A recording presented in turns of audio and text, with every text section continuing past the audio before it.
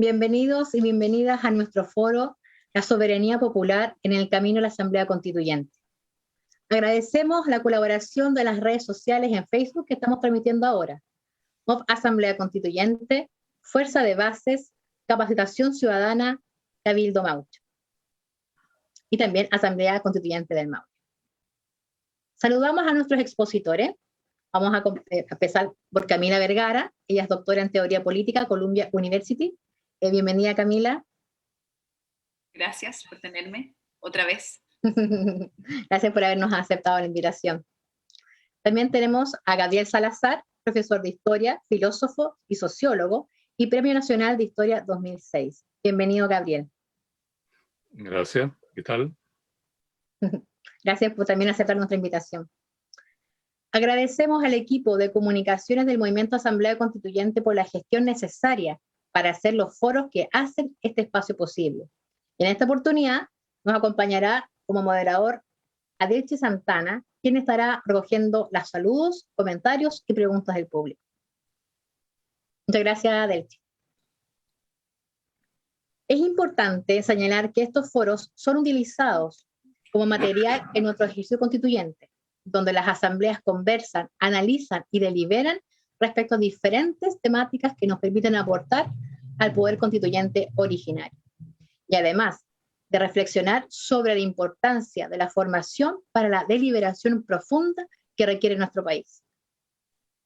Ahora la pregunta clave: ¿cómo se integran el poder constituyente originario, soberanía popular y la asamblea constituyente?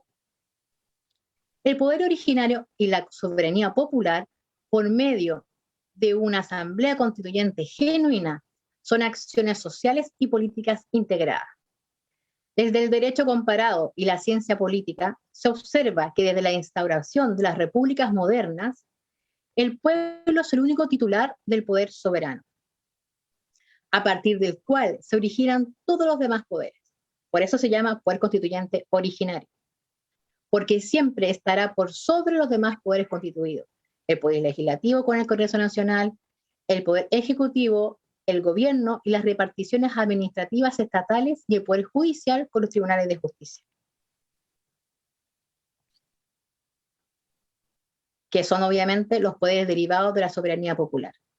Resumiendo, el poder constituyente originario y soberano es el pueblo democrático y participante que se organiza, que se constituye desde sus bases ciudadanas y populares como poder político, deliberando de manera vinculante, decidiendo el destino del país, no al revés, acatando decisiones de poderes constituidos fácticos, privados y públicos dominantes y de cúpulas servidoras del capitalismo salvaje que nos oprime.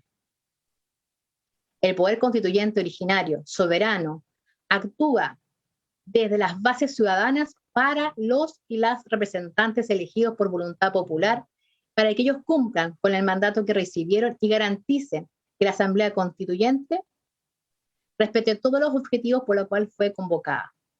En este proceso, una vez que sea concluida la actividad de la Convención Constitucional y se presenta al pueblo un nuevo texto constitucional para su ratificación o rechazo en el plebiscito, que es una cosa mínimamente importante, el poder constituyente originario debe continuar actuando en la base social para que sean respetadas y efectivamente aplicadas en sus definiciones, por lo que es indispensable potenciar al máximo la participación y organización de toda la ciudadanía. Así entendido, un proceso constituyente soberano expresado en una asamblea constituyente es la expresión más genuina de la acción política democrática, que puede darse una sociedad más justa para establecer contenidos jurídicos y políticos de la convivencia nacional y sus relaciones internacionales. Así, el pueblo se pronuncia y actúa sobre lo fundamental: la Constitución de la República de Chile, su democracia y su convivencia presente y futura. A diferencia de lo anterior, con la Ley 21.200, promulgada el 24 de diciembre de 2019, se está marcando la ruta política establecida desde arriba y basado en la Constitución de Pinochet y Lagos, desde las cúpulas, con limitaciones inaceptables para perpetuar la dominación vigente con apariencias de cambio. La primera limitación que se impuso a la Convención Constitucional es la prohibición de ejercer la soberanía, por lo que nosotros, en nuestro rol formador, hemos querido traer a estos grandes exponentes para hablar sobre la soberanía y su ejercicio. Ahora vamos entonces a comenzar con la primera exponente, que es Camila Vergara, doctora en Teoría Política por la Universidad de Columbia, Nueva York, y autora del libro República Plebeya, guía práctica para construir el poder popular, donde propone crear cabildos y asambleas comunales y conectarlas en una red, para así ejercer el poder constituyente desde las bases. Desde el último año ha conversado con distintas organizaciones comunales a lo largo del país, asesorando la creación y funcionamiento de cabildos y asambleas. Camila,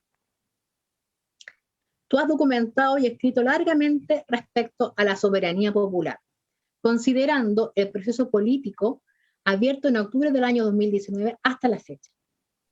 Esta es una pregunta para ti. ¿Cómo se puede expresar la soberanía popular? Tienes 20 minutos, Camila. Adelante. Muchas gracias por las reflexiones y por esta interesante pregunta. Yo primero quiero hacer un poco un recuento de los conceptos que estamos utilizando y de dónde nacen. Primero tenemos el concepto del poder constituyente y tenemos el concepto de soberanía popular. Esos dos conceptos nacen más o menos de una manera paralela. Nacen en el momento en que los regímenes monárquicos entran en crisis, donde el orden que existía, en que era el rey, el uno, la persona en el fondo que lideraba el Estado, la persona que podía legislar, y lo que la palabra de esa persona decía, en el fondo el rey, era ley. ¿Ya? Entonces, la idea de que el monarca, a través de este ejercicio divino, tiene poder constituyente y la soberanía era monárquica, eso se comienza a debilitar, entra en crisis y debe ser reemplazada. ¿Ya? Y ahí hay dos poderes que entran a competir. ¿Ya? Está el poder de los nobles, de la nueva burguesía, de la aristocracia, ¿ya? Y el poder popular. Y el poder popular se levanta. Y también se levanta en el fondo la burguesía, ¿ya? Y aquí es donde, cuando estos dos conceptos son inventados en la manera moderna, ¿ya? Y son inventados de una manera abstracta. Se legitima el cambio del régimen, ¿ya? Del orden político-social, apelando a un pueblo que en la realidad no tenía ningún poder.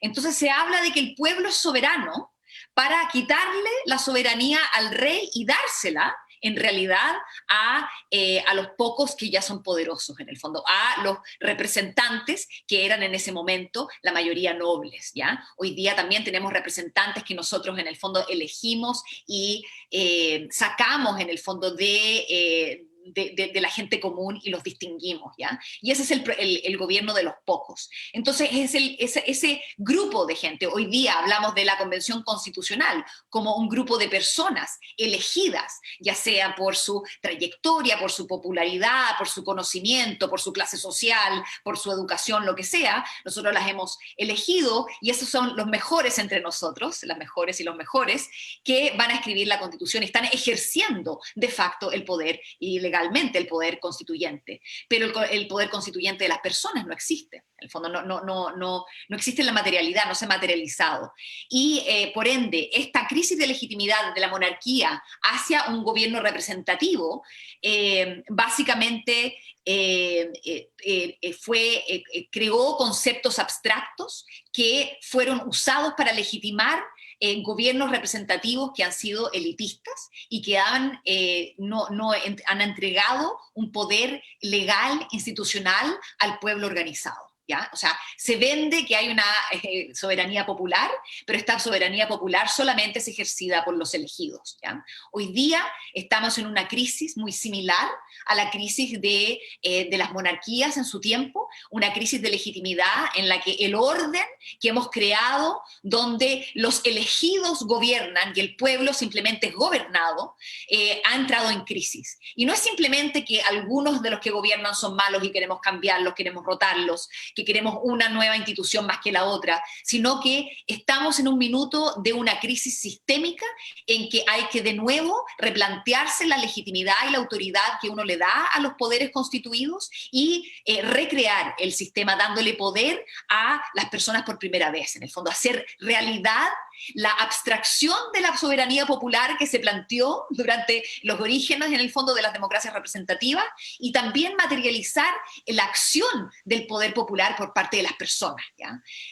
Obviamente, cuando se hicieron las primeras democracias no existía la tecnología para que las personas pudieran participar ellas mismas y conectarse, o sea, era todo por carta, ¿ya? Era muy difícil. Hoy día existen plataformas que nos pueden ayudar a conectar, a que las decisiones que se toman en un lado se puedan agregar en otras y se puedan conocer y se puedan discutir, ¿ya?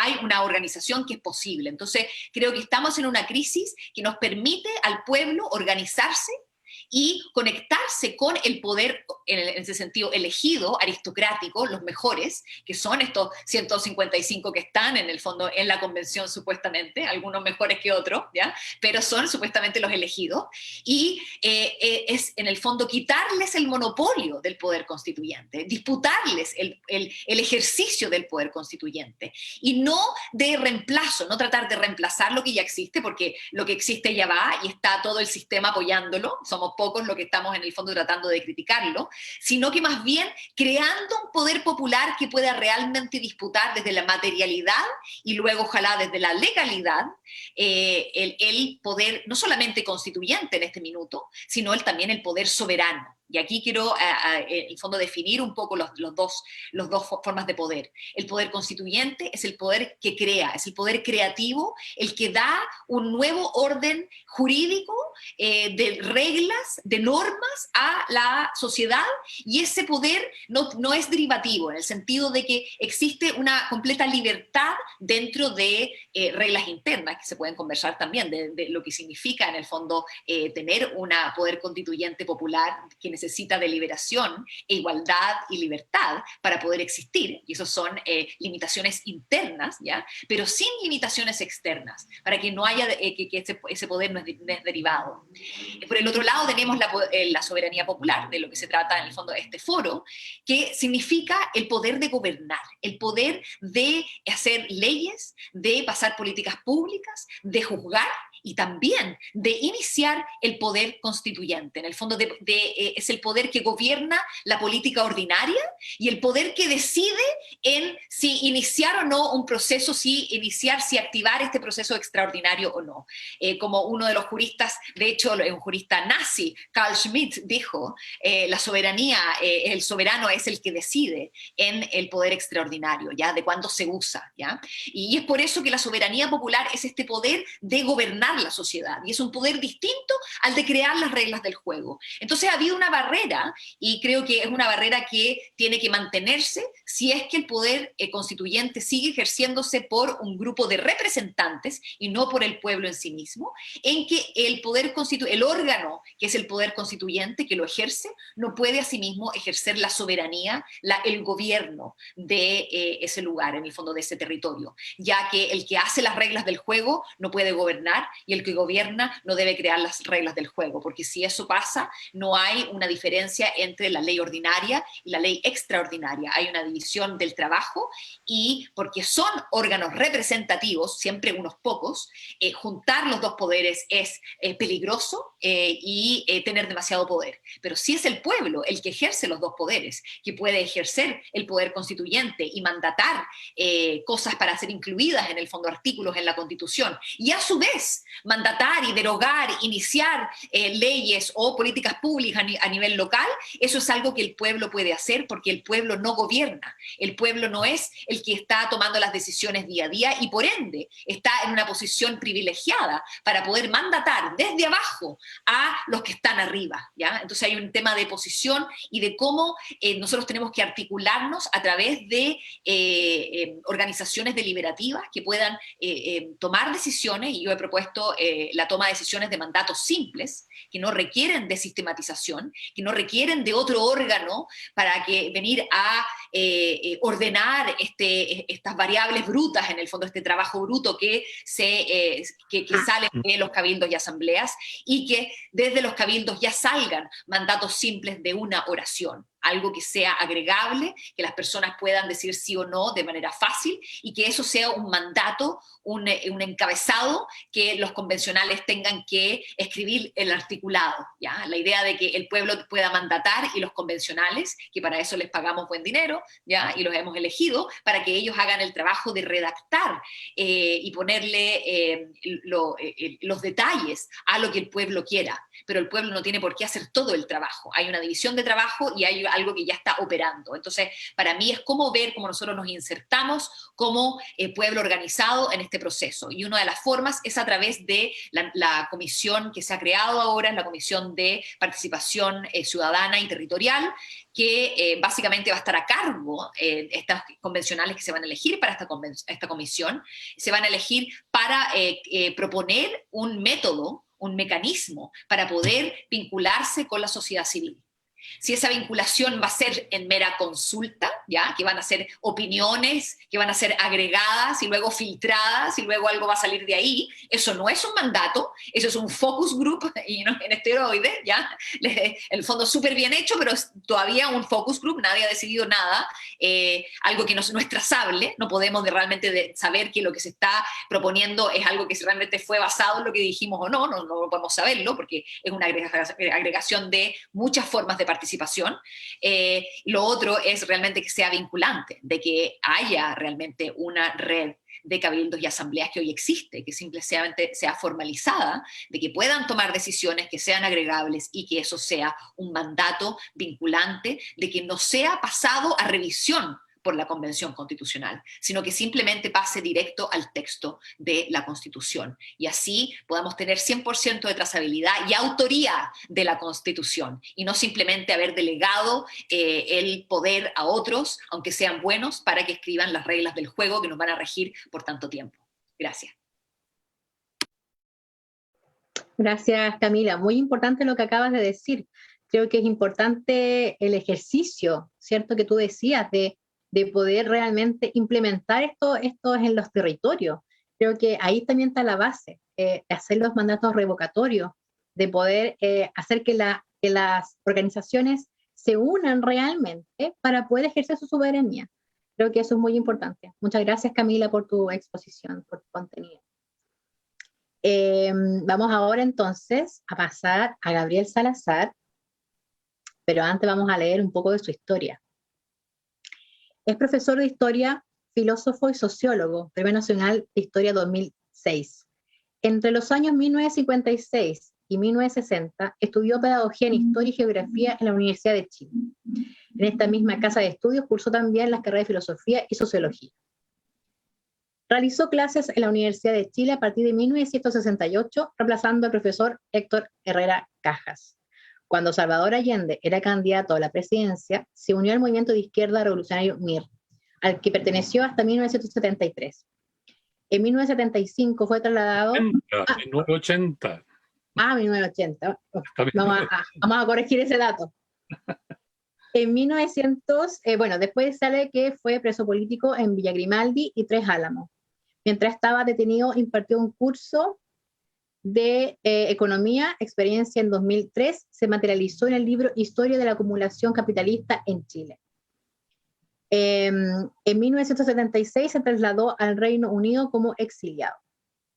En 1981 fundó la revista Nueva Historia y en 1984 obtuvo el título de doctor en Filosofía Económica e Historia Social en la Universidad de Hull.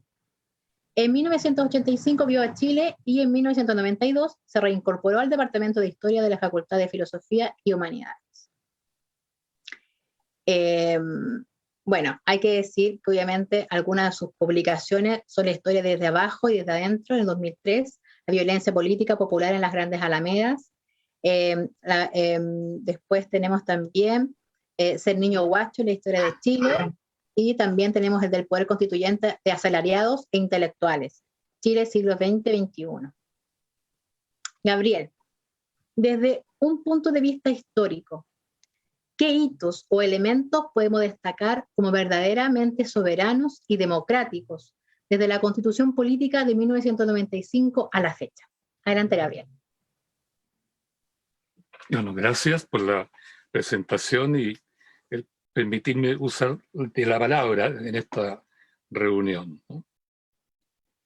Bueno, la pregunta que tú haces se refiere al periodo, para hablar en concreto y en histórico, porque tengo la desviación histórica, ¿no?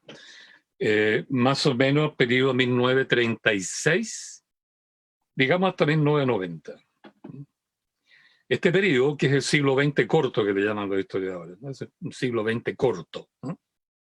Es un periodo que se caracterizó porque prácticamente no encontramos aquí manifestaciones directas de la ciudadanía o del movimiento popular en términos de expresión de soberanía y menos de poder constituyente. En realidad es un periodo oscuro desde el punto de vista de la calidad, ¿eh? El poder, la soberanía del ciudadano. En este periodo olvidamos que éramos soberanos. Olvidamos que, como decía Camila, la soberanía y el poder constituyente radican por naturaleza en el pueblo reunido en deliberación permanente para definir su destino futuro, ¿no? Es el periodo que algunos sociólogos han llamado la sociedad de masas. Es un periodo que fuimos masas. Masa en la calle, masa marchando, masa gritando, masa saltando, el que no salte el momio, masa levantando bandera, aplaudiendo a los líderes, recibiendo instrucciones de los líderes y esperando que la clase política resolviera nuestras necesidades, nuestros problemas y nuestras demandas. Es un periodo que no tomamos decisiones y que lo que queríamos no tenía ningún sentido de vinculación. No obligaba a la clase política a nada. Ella es la que tomaba la decisión. Es un periodo en que la soberanía claramente fue por segunda vez en la historia de Chile usurpada por la oligarquía dirigente o la oligarquía que controlaba el Estado, ¿no? El Estado, que no solo era el gran empresariado y sus socios extranjeros, sino que además la clase política común y silvestre, ¿no? Desde la derecha hasta la izquierda. Porque por la izquierda podrá enojárselo por lo que voy a decir, pero desde el 36 al 73 la izquierda fue miembro activo, ¿eh? Consciente, contento además, de la clase política. Respetó la Constitución ilegítima de 1925 y nunca se pronunció acerca de ella en términos críticos y menos para cambiarla. La clase política desde el 25 y de hecho del 36 al 73 respetó la Constitución ilegítima, liberal, impuesta con trampas por los caudillos Arturo Alessandri Palma y Carlos Ibáñez del Campo, ¿verdad? Por tanto, ilegítima absolutamente, pero que rigió hasta el 73. Y que todos los políticos respetaron, inclusive Salvador Allende. Inclusive Allende vivió la tragedia de encontrarse atrapado en esta situación que quería hacer una revolución desde un Estado que estaba construido en ilegitimidad, ¿eh? Y absolutamente impotente en la práctica para resolver las necesidades del pueblo, ¿eh? La tragedia de Allende, un hombre que creía de corazón en que había que hacer la revolución y ser responsable como político ante el pueblo, nunca pensó que estaba metido en una trampa y que precisamente iba a estallar cuando él fuera gobierno. Ya, pero no hablemos más de eso, que ya sabemos todo eso y estamos todos a esta altura ya criticando a la clase política, que al día de hoy es nuestro enemigo señalado. En los años 60 nosotros nos llenamos la boca de que el enemigo era el imperialismo, la burguesía, qué sé yo, la clase política, la clase capitalista, ¿no? Pero hoy día nuestro enemigo declarado desde el 19 de octubre o el 18 de octubre hasta el día de hoy son los políticos. Lo dicen las encuestas, el 98% de los chilenos rechaza, no cree, ¿verdad? Está contra los políticos en tanto que pseudo representantes de la voluntad popular, ¿no? Pero yo quiero decir, antes de cerrar un poco lo que tiene que ver, porque algunas manifestaciones hubo en ese periodo, y quisiera cerrar esta intervención con ese aspecto. Quiero referirme al siglo XIX, por una razón muy simple. El siglo XIX, en cambio, En cambio, los sectores populares, la ciudadanía local, la de las comunidades locales, la de, como se decía entonces, los pueblos en plural. Por el contrario, en ese periodo, la ciudadanía sí actuó con conciencia de que era ella la soberana. Todo el siglo XIX, en concreto desde 1822, cuando la ciudadanía derrocó al general O'Higgins por haber engañado a la soberanía de los pueblos, por no ser democrático, por haber intentado transformar una asamblea legislativa en una asamblea constituyente para continuar su gobierno por 14 años más, su dictadura, digamos, por 14 años más. La ciudadanía de los pueblos se rebeló, lo derrocó. O'Higgins fue derrocado por la ciudadanía. Es una mentira que él haya abdicado por pura generosidad, de puro héroe que era. No, lo derribó la ciudadanía. Exactamente por eso, porque no respetó la soberanía popular de los pueblos. Como quien dice, la soberanía que hoy día es inherente y que está latente en Cabildo Maucho, en la Asamblea Constituyente del Maule, o de Atacama, ¿verdad? O de Valdivia, ¿no? Que hay, ¿no es cierto? ¿Ya? Bueno, los pueblos soberanos de ese tiempo, que se sentían soberanos, por razones largas de explicar, porque si lo hacemos tendría que entroncar con lo que planteó de partida Camila, yo digo, del conflicto que hubo entre soberanías. La soberanía absolutista de los reyes, absolutamente construida con ejército y con mentiras teológicas, ¿no? Y la soberanía popular que surgió naturalmente en Europa después de la caída del Imperio Romano, siglo V. Cayó el Imperio Romano y desapareció el Estado. No habiendo Estado, ¿qué hizo la gente? Se unió, se organizó en comunidades locales, se autoadministró, se autogobernó, y la conciencia de ese autogobierno fue soberanía que se manifestó a través del órgano principal que siempre ha alojado la soberanía popular, el cabildo. Si ustedes quieren, el ayuntamiento, que es el otro nombre que tenía, o el concilio, concilium, ¿no? O el sínodo, o el municipio, que todo eso es lo mismo. La forma en que el gobierno, el pueblo se autogobierna, siempre es local. El gobierno, para poder ejercer su soberanía, tiene que deliberar. ¿Quiénes deliberan? Los que viven juntos. ¿Quiénes deliberan más y mejor? Los que conviven, los que son vecinos, los que son pueblos, los que tienen niños juntos, ¿no? Los que tienen tíos, abuelos, viejos, que tienen un paisaje, un territorio, una memoria. Y eso se expresó políticamente, institucionalmente, más que políticamente, en el cabildo, municipio, ayuntamiento, como queramos llamarlo. Como queramos llamarlo. Me contaba una... ¿Cómo estoy con el tiempo? Estamos mal.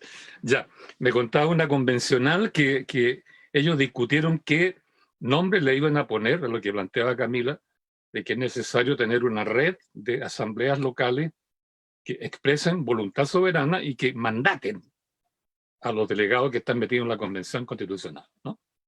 ¿Y qué nombre ponerle? Y ellos dijeron cabildo no, porque suena colonial. ¿No? Y por siglos el cabildo fue el órgano expresivo de la soberanía popular, ¿no? Y decidieron ponerle, según me dijeron, yo no sé más que eso que me dijeron, comunidades constituyentes. ¿No? Comunidades constituyentes, que es local, está costecho, ¿no? La soberanía se organiza, funciona y es poderosísima en lo local, no en lo nacional, menos en lo internacional. Por eso es que en lo nacional, ahí corrieron los políticos, se apiñaron ahí, se defendieron y monopolizaron la política y de paso usurparon la soberanía. Pero la soberanía verdadera, real, viva, social, colectiva, comunitaria, es local, es comunal. Comunal. ¿No? Ya, bueno, digo todo esto porque el siglo XIX, los pueblos que venían con la tradición que partió en Europa, los comuneros contra el rey absolutista, recordemos la batalla que Carlos V derrotó a los comuneros en 1516, si mal no recuerdo, en este momento, la batalla de Villalar, que se llamó, destruyó el movimiento comunero, políticamente, militarmente, y la opresión que sufrieron los comuneros por la expansión del absolutismo, aliados los reyes absolutistas a Roma, a la Iglesia Católica, a la Inquisición y a los grandes mercaderes, al capital comercial, ¿verdad? Fue arrastrando a los pueblos, y después de la derrota militar en Villalar comienza la emigración. Escapando del absolutismo, emigran hacia América del Norte, emigran hacia América del Sur. Y en su memoria traen toda la tradición comunera, es decir, la soberanía popular.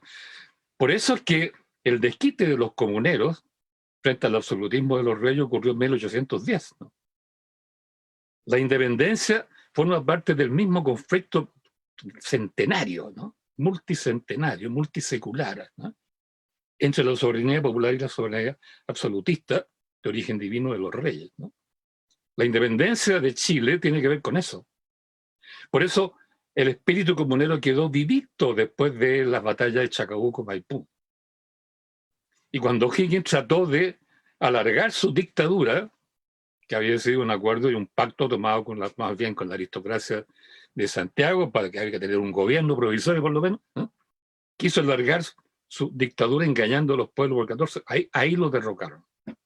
No voy a entrar en detalle en la forma que lo derrocaron, que es muy bonita, pero no tenemos tiempo, ¿no? Lo que quiero decir que esa cultura comunera, ese sentido de soberanía popular local, la potencia del cabildo, ¿no? Política, cultural, social, etcétera, en lo local, es lo que hizo que en el siglo XIX este movimiento popular soberano diera batallas, luchas incansables, desde 1822, luego 1828, que logran dictar la Constitución de 1828, luego contra Diego Portales inician toda una guerra de guerrillas, los ejércitos comuneros, el ejército de Chile, que era comunero, derrocó a Diego Portales y lo fusiló por traición también y tiranía frente a estos pueblos.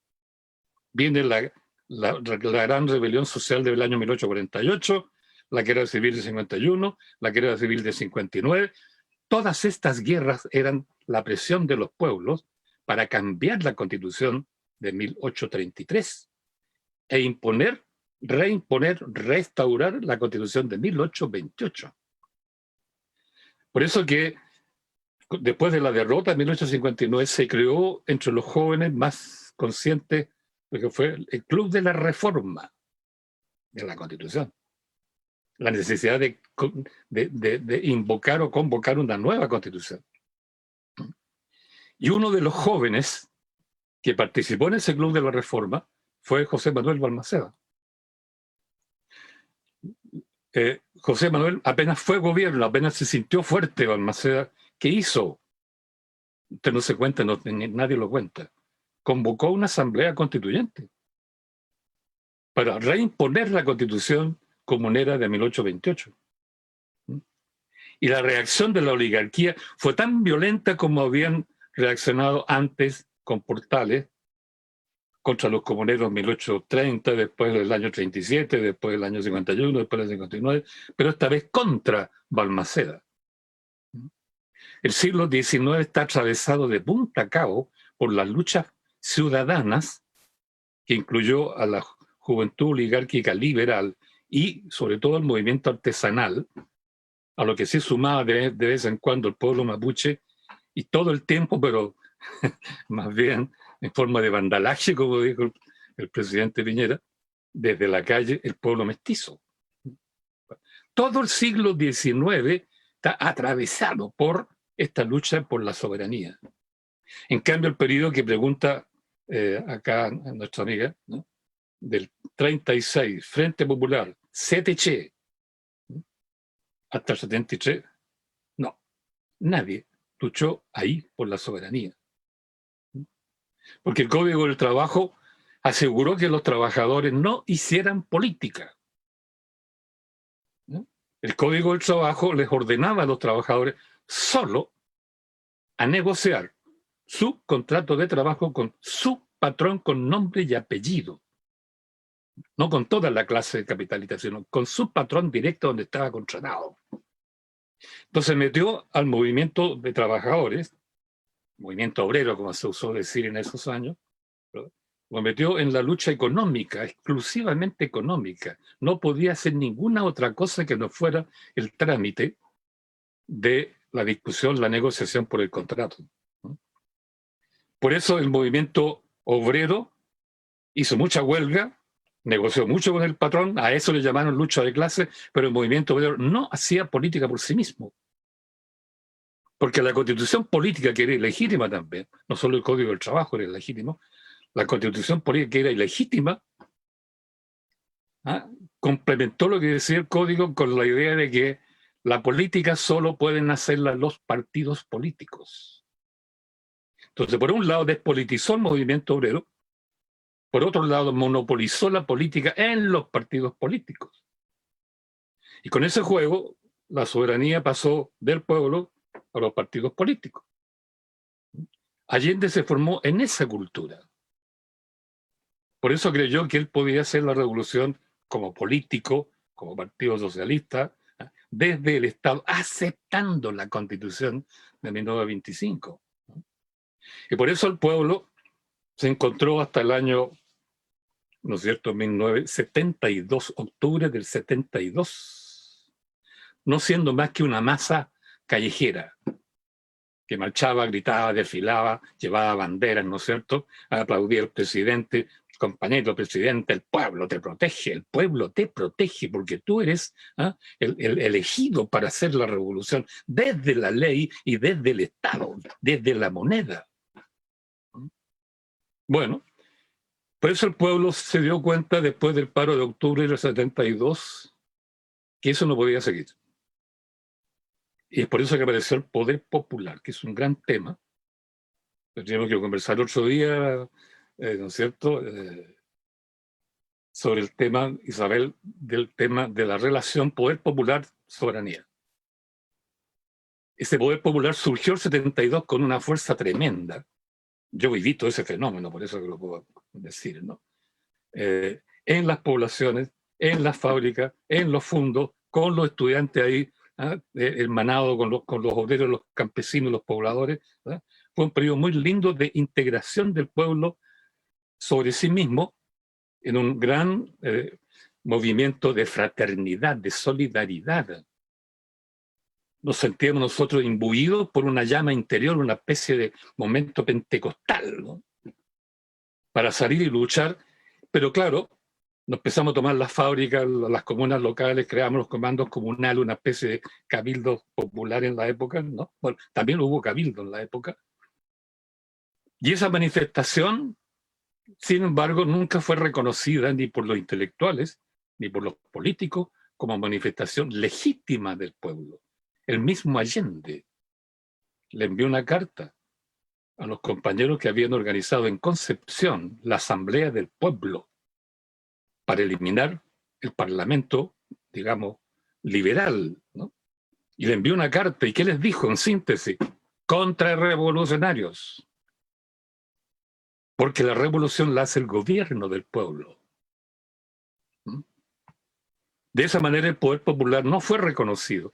La primera y casi única manifestación importante de soberanía popular del siglo XX corto, ¿no?, del 36, repito, hasta el 73, o si ustedes quieren hasta 1990, ¿no?, no fue reconocida ni por los políticos, ni por los partidos, ni por los intelectuales, ¿no? Nosotros nos pareció importante eso y comenzamos a estudiarlo con un grupito de amigos, entre los historiadores sociales, pero imagínense, 72, comenzamos a estudiar apurado, 73 golpes de Estado. No alcanzamos, ni siquiera alcanzamos a hacer encuestas y algunos estudios de tipo más bien estadístico. Y comenzar a trabajar el concepto, pero ahí quedamos. Es interesante ver cómo, y nosotros lo hemos estudiado después, ese poder popular, que fue real. Si ustedes ven la tercera parte de la película de Patricio Guzmán, de la cosa de Chile, la guerra de Chile, ¿no? Está destinado absolutamente al tema del poder popular. Esa mística de ese periodo se borró porque nadie más la estudió y se perdió, no hay conceptos claros, no hay teoría, no hay nada. Pero, ahí termino, pero los que vivieron eso en su casa, los que vieron a sus viejos moverse y hacer todas esas cosas, los que fueron metiendo en su memoria y en su identidad esa experiencia, fueron los hijos y los nietos de esa generación del poder popular. Y esos jóvenes tenían en su mente, no la teoría, pero sí la experiencia, la vivencia de lo que fue eso. Y el 2001 salen a la calle los estudiantes secundarios, prácticamente nietos de esa generación, se plantean contra el modelo, provocando el estupor de toda la clase política entera, que no les creyó, no le dio ni hizo caso, y sacaron una consigna que es digna de estudiar. Bueno, la hemos estudiado a fondo. ¿Cuál fue su consigna? La asamblea manda. La asamblea manda. Porque el poder popular se basó en asambleas locales, en las fábricas, en los fundos, en las poblaciones, en las comunas. Fue un fenómeno precioso porque fue espontáneo. Fue espontáneo. Y los cabros chicos del 2001 salen con esta consigna. La asamblea manda. Y desde entonces cambió todo. Porque si los estudiantes secundarios salieron 50.000 en Santiago el 2001, fueron 1.400.000 el 2006, el 2011, cuando ya habían llegado a la universidad, removieron todo Chile también, como universitarios, y el 2014-15, 13-14-15 aparecen las asambleas territoriales. Freirina, Aysén, Magallanes, Calama, Chiloé, y el 2015 empezamos a hablar de asamblea constituyente. Y el 2019, octubre, ya sabemos. Por eso estamos aquí. Entonces yo termino entonces señalando que la gran experiencia del siglo XX se borró porque la historia que se cuenta de ese periodo no tiene nada que ver con el pueblo.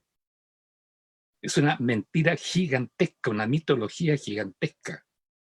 Y el renacimiento de esa cultura viene a ser la tercera o cuarta generación de ese movimiento del siglo XIX, fue en el poder popular del periodo 72-73, que no murió con Pinochet, revivió, ¿verdad? Se transformó, o sea, luchó de otra manera bajo Pinochet y reaparece en la mente de estos jóvenes con un grito premonitorio: la asamblea manda.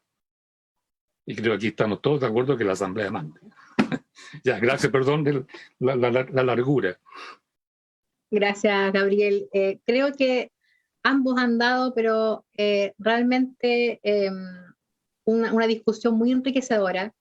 Esto igual va a quedar grabado para que mucha más gente lo pueda difundir, mucha más gente lo pueda ver, porque aquí hay historia y hay actualidad, y eso es lo que queremos también transmitir con estos foros.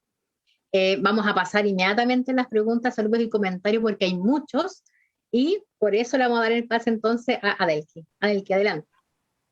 Muchas gracias, Isabel. Sí, tal cual, hoy día por los tremendos expositores que tenemos, estamos llenos de preguntas del público de todos lados, así que vamos a empezar inicialmente. Bueno, lo primero también volver a agradecer a toda la gente que está haciendo posible este espacio, principalmente a los exponentes y también a toda la gente que nos está viendo, tanto del territorio nacional como también la gente que nos ve desde el extranjero. Y también vamos a aprovechar de mencionar a todas las páginas que hacen posible esto, las páginas que transmiten a través de Facebook, como MOV, Asamblea Constituyente, Fuerza de Bases, Capacitación Ciudadana, Cabildo Maucho, Asamblea Constituyente Región del Maule, y también por Instagram que nos sigan. Y como dijo y como comentaba Isabel, después todo esto queda en YouTube, tenemos un canal de YouTube de la página del movimiento, donde hemos ido subiendo todos estos foros, donde también hemos compartido con otros enriquecedores exponentes. Bueno, pasamos directamente a las preguntas, que vamos a tratar de decir todos los saludos. Las preguntas no vamos a alcanzar a hacerlas todas porque hay muchas. Patricia nos dice muy bien, Camila, es verdad lo que dicen las asambleas. Roberto nos manda también saludos, que la Asamblea Constituyente debe ser un real ejercicio de lo que Chile quiere. María nos dice la historia de un capo tutti, lo admiro, cuando sea grande me voy a casar con él, nos mandan saludos. Nelly Cárcamo nos dice saludos desde Osorno. Luis Pino nos dice el poder y la soberanía radican en el pueblo. Gatito Rabioso, Vía Pacífica, el desarrollo. También nos manda Vicente Burgos, muchas gracias por el espacio, algunas preguntas para la profesora Camila, que también vamos a hacer presente después. Hortensia nos manda un tremendo orgullo escuchar en vivo, un abrazo fraterno para muchos, es un día hermoso, hoy, especialmente hoy día que está todo en línea. Nos manda también Luis Pino Orellana, un abrazo grande. Roberto Trincao, gracias profesor Salazar. Mónica Pinto también nos manda preguntas y un saludo al profesor Salazar. Grandes exponentes, hay mucha historia acá para construir un gran futuro. Maite nos dice la respuesta sigue siendo el poder popular desde luego.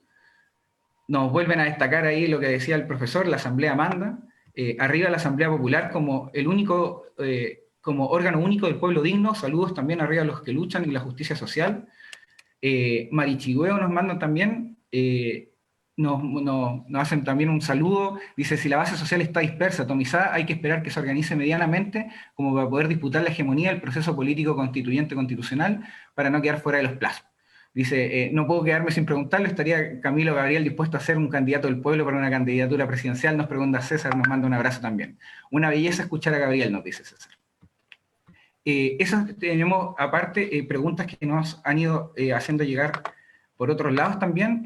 Nos dicen desde las páginas de Cabildo Maucho, que también nos siguen, nos han ido retransmitiendo y siempre siguiendo. Dice Benjamín Gino, no al dictatorial 2/3. Alejandro Eas nos hace una pregunta que también vamos a estar leyendo después. Ruth nos dice, muy interesante lo de Camilo, gracias Camila, qué bien explicado, y cómo tenemos que hacer para participar siendo mandante y vinculante. Nos manda ese saludo, pregunta ahí también los compañeros, nos mandan saludos de Osorno, La Serena, del Sur, estamos ahí atomizados con saludos. Vamos a aprovechar también de seleccionar algunas preguntas que nos hicieron desde el público, vamos a respetar un poco la misma modalidad en la que expusieron anteriormente, entonces le vamos a hacer las preguntas a Camila para que nos desarrolle y después le vamos a hacer las preguntas a Gabriel. ¿Ya? Camila, las preguntas para ti son las siguientes. Nos indican. Bueno, parten agradeciendo, muchas gracias por el espacio. Dice, ¿qué pasa con los no organizados en asambleas? ¿Los que no tienen tiempo o los que no asisten? ¿O los que no quieren participar en asambleas sino votar? ¿Qué pasa si existieran mandatos contradictorios o mandatos que implicaran violaciones a derechos humanos? ¿Qué quórum debían tener las asambleas para que las votaciones tengan o qué quórum deberían tener para que fuera más vinculantes las decisiones de las asambleas? ¿Y quién controlaría la existencia de la deliberación permanente de esta? Nos mandan esas preguntas, Camila, ahí para que nos respondas también. Y tengo otra pregunta también, si quieres te la hago después, para que respondas esa y después te hago la siguiente pregunta. Ya, muchas gracias. Gracias por los saludos, por las felicitaciones y estas preguntas, pero eran como 5 preguntas en una. O sea, ahí pues me pasaste un gol. ¿Qué pasa con los no organizados? Que las personas que no quieren organizar y simplemente quieren votar en un plebiscito. Yo les digo, si usted no quiere organizarse, está siendo parte del sistema, y votar fuera de la organización, votar simplemente en un plebiscito por lo que te mandan, que sí o que no, es simplemente reproducir la misma lógica.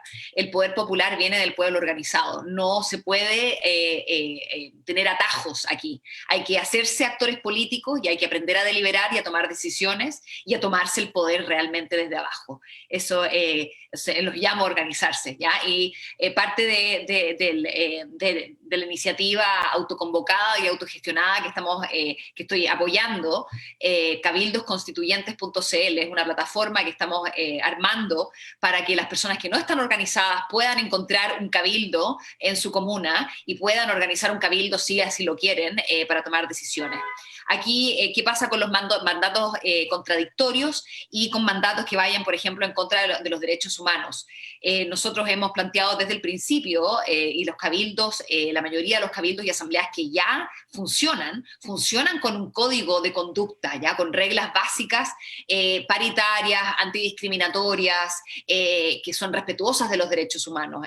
Hay ya reglas básicas que se han aprobado en algunos cabildos y eso es algo que queremos en el fondo impulsar, y por ende en esta plataforma la idea es que las personas tengan que, para poder participar, aceptar los términos de uso. Y los términos de uso significa que no se pueden aprobar propuestas que vayan en contra de los derechos humanos. Eso es un piso, ¿ya? La idea de que el poder constituyente no tiene límites, eso es una falacia, ya que la deliberación democrática requiere ciertos límites por ejemplo, a el lenguaje de odio o irrespetuoso. Hay una cierta igualdad y respeto que tiene que pasar en el fondo en la asamblea. Entonces tiene que haber un mínimo, pues tenemos que partir desde ahí, desde esa base.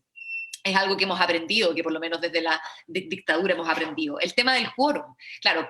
¿En qué minuto el poder en el fondo, las decisiones que se toman en estos cabildos se hacen vinculantes? Y aquí esto es una decisión arbitraria, ¿ya? Los quórums son decididos, son unos números en el fondo. Entonces uno puede decir, ya, ¿cuál va a ser la vara en que nosotros podamos decidir de que el pueblo organizado tiene suficiente autoridad? Entonces podemos decir, bueno, para mí, lo mínimo es que lo midamos con la misma vara que el sistema electoral. O sea, no le pidamos más que eso. Entonces veamos cuánta gente votó en la última elección, ¿ya? En la elección de convencionales, fue cerca de un 43% de la población. Entonces yo diría, si hay un 43% de la población que está organizada ya en los cabildos, y esas personas deciden, bueno, por lo menos debería ser en ese minuto vinculante, ¿ya? Entonces es una cosa arbitraria que se tiene que decidir por el reglamento, pero tendría que cumplir algún estándar para que todas las personas involucradas, desde la minoría de derecha hasta la minoría de izquierda, hasta las personas comunes y corrientes de centro, lo que sea, estén de acuerdo que estos son reglas claras y justas y que es un mínimo que ayuda a validar en el fondo la voluntad popular, y que no puede ser usurpada por un grupito diciendo que es la voluntad popular. Tiene que haber ciertos procedimientos básicos para que nosotros estemos de acuerdo a que lo que salga de ahí es un mandato popular bien hecho. Eso. Perfecto, Camila, muchas gracias ahí por la respuesta. Voy a aprovechar de hacerte rápidamente la otra pregunta que tenemos, que también nos han llegado. Mira, nos preguntan, si podrías explicar un poco más tu propuesta de institucionalización o legalización de los cabildos o asambleas territoriales autoconvocadas. ¿Cómo se podría hacer esto y cuándo? ¿Qué garantizaría la posibilidad de ser vinculantes en una relación con la Convención Constitucional que sabemos que como sabemos no es soberana? Y también si hay alguna experiencia similar a esto propuesto, si hay alguna experiencia similar aparte de los tribunos de la plebe en Roma. Tienes la palabra, Camila. Gracias.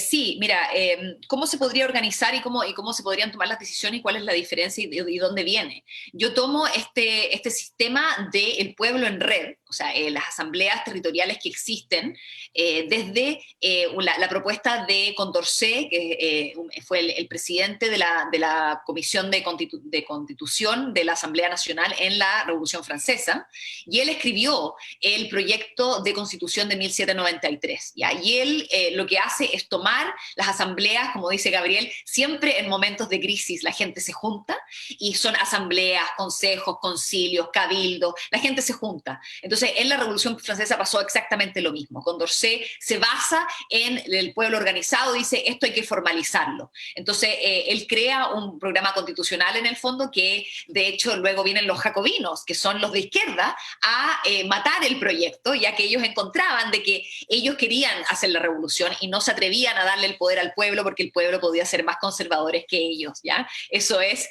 bien antidemocrático, pero sabemos que, como Gabriel bien decía, que hay una forma más leninista, o es decir, como de arriba hacia abajo, de ejercer el poder, y en el fondo de los líderes que creen que la forma es a través del gobierno representativo y de estas instituciones que son excluyentes del pueblo.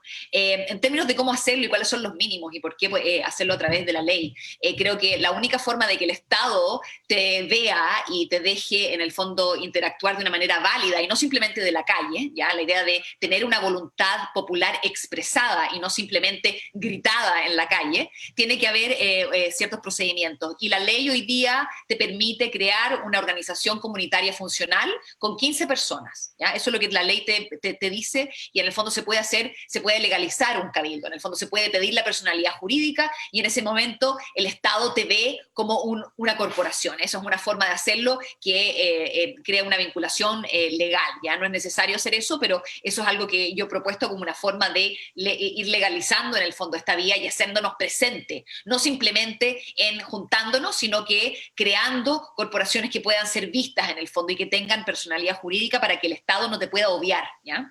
Y ahí claramente hay un problema de que no todas las personas van y asisten a todas las reuniones. Entonces, el 15 es el mínimo y alrededor de 150 yo diría es el máximo para una discusión que sea productiva. ¿Ya? También la mayoría de los centros comunitarios en Chile pueden tener 150 personas, 200 personas máximo en un espacio. ¿Ya? Entonces, tomando las limitaciones de espacio y de discusión, yo diría que es un rango entre 15 y 150 personas por cabildo. ¿Ya? Y eso hace que se pueda crear una ecuación en el fondo que puede decir que cada cabildo tenga un peso. Y en el fondo los cabildos pequeños pesen menos que los cabildos grandes, pero eso no significa que su decisión no es tomada en cuenta. ¿Ya? Y hay un incentivo a que si tú eres un cabildo pequeño de 15 personas y por ejemplo solamente se te da el puntaje total se le da el peso total a tu decisión cuando tienes 150, es un incentivo a seguir organizando tu comunidad para tener nuevos miembros y que las personas voten por las propuestas y tengan mayor peso. Entonces la idea es que da lo mismo el tamaño de tu cabildo, lo mínimo son 15 personas y en el fondo tu decisión en el cabildo va a ser tomada en cuenta y no es un voto individual en el sentido de que se van a registrar los votos de las personas, sino que se registran los votos por mayoría del cabildo. Es el cabildo, es el que es el soberano y no simplemente los individuos agregados, el cabildo como una institución. Entonces eso es lo que tenemos que crear juntos y juntas. Gracias. Muchas gracias, Camila, por tus palabras. Sí, muy relevante cómo en este momento un poco la historia, lo dicen muchas personas, lo dijo también Gabriel, tú, cómo el momento actual hay una coyuntura histórica que nunca se había vivido antes en el país y también la importancia de cómo nos tenemos que volcar a la articulación. De alguna manera u otra, la historia nos está tocando la puerta a todos, cada uno sabrá en la medida que responde ese llamado, pero de alguna manera u otra está en la posibilidad de que los que acudamos al llamado logremos las transformaciones profundas que nuestros pueblos han requerido en tanto tiempo. Así que muchas gracias ahí, Camila, por tus palabras. Pasamos ahora a las preguntas que tenemos para Gabriel. Hay muchas preguntas, tenemos que seleccionar dos. Nos dicen la siguiente pregunta. Están vinculadas, Gabriel, así que las voy a hacer juntas para que te tome el tiempo necesario que estimes para responder las dos. Luisa nos pregunta. Rápido porque yo escribo más lento de lo que tú hablas. Ah, sí, yo hablo un poco rápido, te pido disculpas. Te lo digo más lento. Ya. Mira, la primera pregunta nos dice, Luisa, en el entendido que el soberano es un ser colectivo, con capacidad de ejercer su poder soberano y de deliberación, ¿cuáles son los argumentos para señalar que el actual proceso que estamos viviendo no es soberano ni constituyente? Esa es una primera pregunta.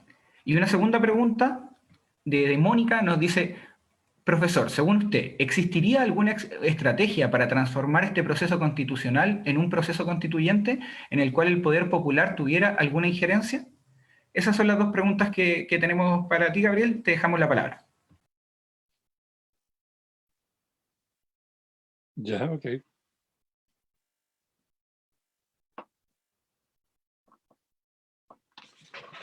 Ya. Pero yo quisiera partir para responder estas dos preguntas con una reflexión un poquito teórica, un poquito histórica, más histórica que teórica, en todo caso, y que tiene que ver con la palabra organización. Se dice mucho el pueblo es soberano cuando está organizado, y no se dice nada más.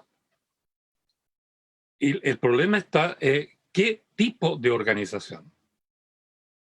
Porque la historia nos muestra que han habido varios tipos de organización, y por lo menos hay dos tipos de organización que están polarizadas, ¿no? O polarizados los tipos de organización, y han mostrado tener estructuras, formas de acción y resultados históricos muy distintos uno de otro. Una de ellas es la forma de organización no territorial. ¿No? No territorial. Que puede ser, por tanto, por razones ideológicas, corrientes de opinión, partido político, que puede ser en función de intereses que tienen que ver con el aparato económico. Están los gremios, están los sindicatos, ¿no? Las corporaciones de ese tipo. ¿No? O pueden ser de otro tipo, digamos, por razones de fe, religión, etcétera, etcétera, etcétera. Las territoriales, en cambio, como lo dice el nombre, son organizaciones naturales. No son construidas en función de ciertos objetivos y de ciertas ideas centrales. Y por afinidades entre los que comulgan con esas mismas ideas, ¿no? O esos mismos valores. La organización territorial, al revés, es natural. Los que viven juntos, los que viven en pueblos, aldeas, villorrios, lugares, como se decía antes en el lenguaje jurídico de la legislación española, ¿no? Villas, pueblos, aldeas, lugares, ciudades. Los que viven juntos, los que son vecinos, los que constituyen comunidad de vida, que viven en un territorio, trabajan en ese territorio, tienen su familia, tienen sus hijos, cuestión muy importante. Una organización que gira en torno a los hijos, yo le aseguro que es muy distinta a una organización como la Cámara Chilena de la Construcción, por decir algo, ¿no? Ambas formas organizativas han tenido trayectorias distintas. Podemos decir históricamente que la ideológica, con todas sus variantes, desde lo religioso a los intereses económicos, ¿verdad? A las ideas políticas, ¿verdad? A la larga ha logrado imponerse. Históricamente, más o menos, desde fines del siglo XIX, la organización ideológica de partido político, de gremio, de sindicatos, de iglesia, se ha impuesto sobre las organizaciones territoriales. Y es por esa razón que esas organizaciones, donde el prototipo es el partido político, consideró que la soberanía no estaba radicada en la comunidad, en una entidad social colectiva, sino en el individuo. Por eso que el desarrollo de los grandes intereses capitalistas, ¿no?, terminaron aboliendo las voluntades colectivas, por tanto la soberanía de los pueblos, porque era un estorbo muy grande. Y lo reemplazaron por el individuo, porque el individuo, ¿verdad?, no tiene voluntad colectiva, por tanto su voluntad pesa hongo, por decirlo así, ¿no?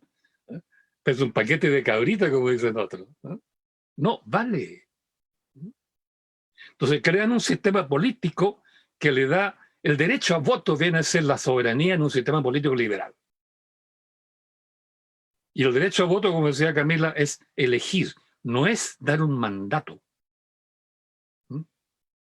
No es construir un mandato. Para construir un mandato usted necesita asociatividad permanente, convivencia para deliberar sobre los problemas que afectan a la comunidad, buscar soluciones a esos problemas, decidir que esa solución es un mandato y se hace sí o sí. En cambio, en una sociedad de individuos, ¿no?, usted no delibera. Los problemas son abstractos. Afectan a la nación. Y la nación es una abstracción, no existe en sí misma. No es un fenómeno real. Es un constructo, ¿no?, como dicen los intelectuales postmodernistas, ¿no?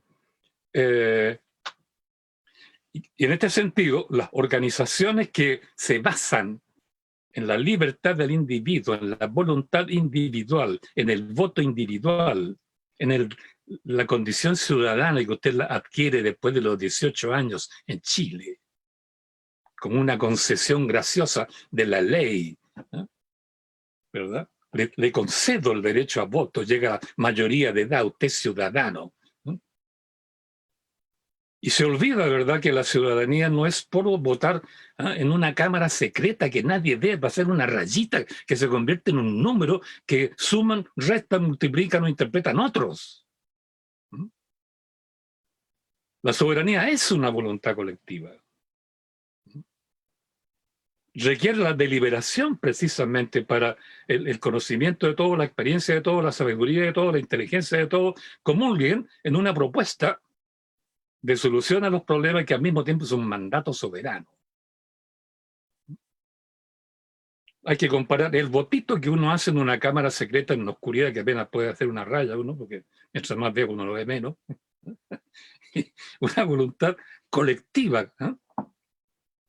De ahí lo lindo del movimiento de los mochileros del 2001, la asamblea manda, ¿no? Sin saber mucho qué podría significar eso, abrieron un camino nuevo al proceso histórico chileno. Y a este respecto, la organización es peligrosa cuando no tiene base territorial. La historia de los partidos políticos lo dice claramente. Hay una literatura enorme, sociológica y de ciencia política, que Camila debe conocer mejor que yo, ¿no?, que justamente analiza históricamente, sociológicamente, empíricamente el comportamiento de los partidos políticos, y todos han llegado a la mismísima conclusión. Desde 1910, 1911, cuando el primer sociólogo investigó el problema y sacó un libro, que era Robert Michels, ¿no?, y en esa investigación él probó de que los partidos políticos no eran sino una forma organizativa que tendía a formar élites, oligarquías, ¿no?, grupos pequeños que comienzan a tener cada vez más poder, pues se van apoderando de la soberanía y terminan por producir élites, bueno, del poder, oligarquías dominantes, caudillos personalizados, dictaduras, tiranías. El gran problema, la amenaza, la enfermedad profunda que puede afectar un movimiento ciudadano que comienza con un movimiento social libre, tal como partimos en octubre, el peligro radica en que en un cierto momento necesita, ¿verdad?, designar un grupo ejecutivo, que haga lo que debe hacerse.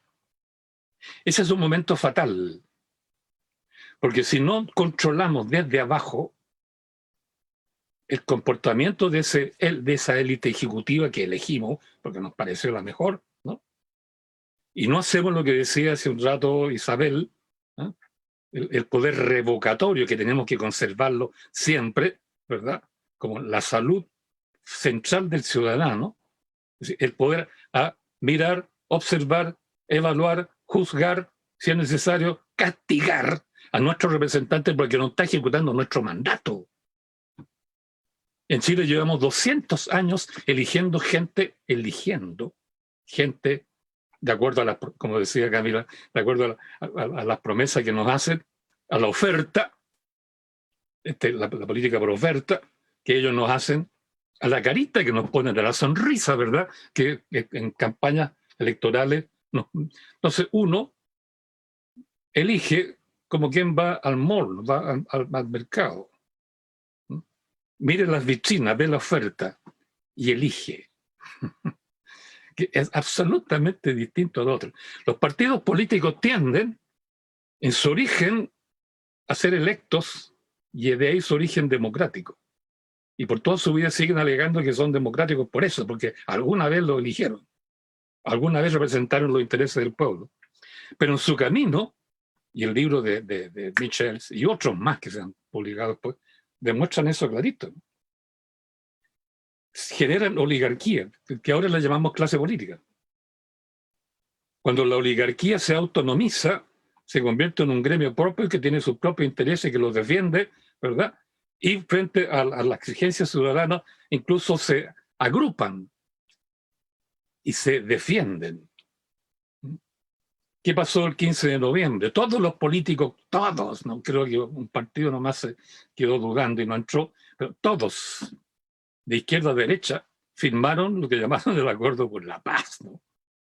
Ellos querían paz para seguir, y ellos flotando arriba como clase, como corcho, ¿no? Como clase política, ¿no?